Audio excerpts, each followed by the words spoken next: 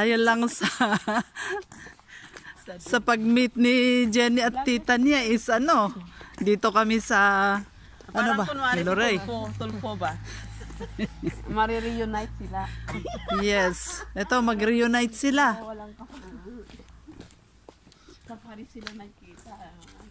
Talaga naman dito sa Paris, palaging magkikita ang mga mag-aanak Kagaya ko, Joy. Diba?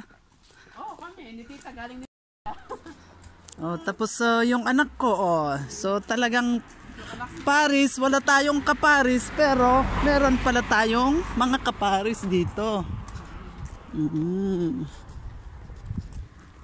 Saan na, Sister Josie? Sabi mo malapit. Malapit na. Baka naman hanggang doon sa dulo. Ito yung mag-reunite. Doon na lang kayo kaya sa harap para magkita natin yung mag-reunite.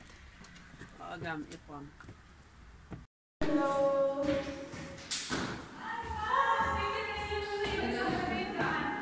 Ito si Jen. Yan! Nag-reunite na sila.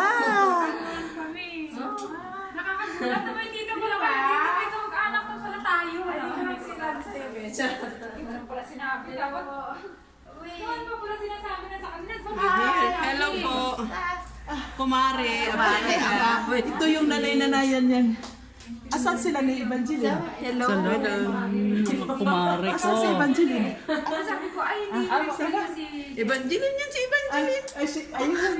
Di ba yung Evangeline, andun yung anak niya. andun niya? Ayun na sila. Kita mo si Kim, di ba pagkakailang ng pilyo? Magkakamukha sila. Ito lang ang kasi ang gusto. Ano tuwing? Jana tuwing. Pero si Jana. Ikaw ang fake. Si Kim sa ito mo. Ito yung anak ko. Hello. Ayan, nag-reunite. Yun na sila. Wow! Mag-anak pala sila. Kaya nga. Ilang taon ka na? 29. Tapos yung panganay ko si Janine, 30. Kaya nga sabi ko, napaka-school na pagpuntang parang talaga. Kayo ang magkaano-ano. Go! Oo, di ba magkakukumari tayo? Kumari na muna yun. Proxy. Yun ang kumari. Ako yun talaga yung original.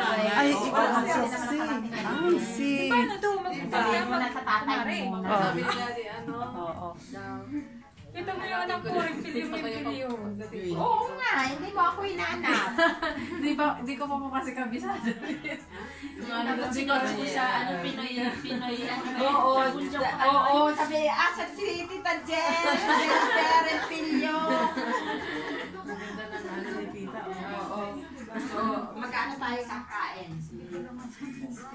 Hindi ka pang dumating, di ba sinundo ka pa rin?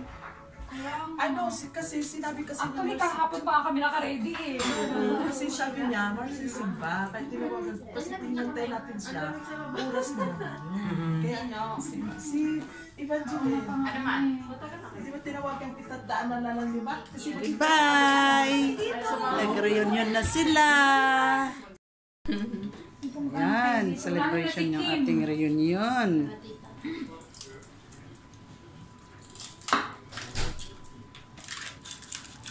Wow, crunchy.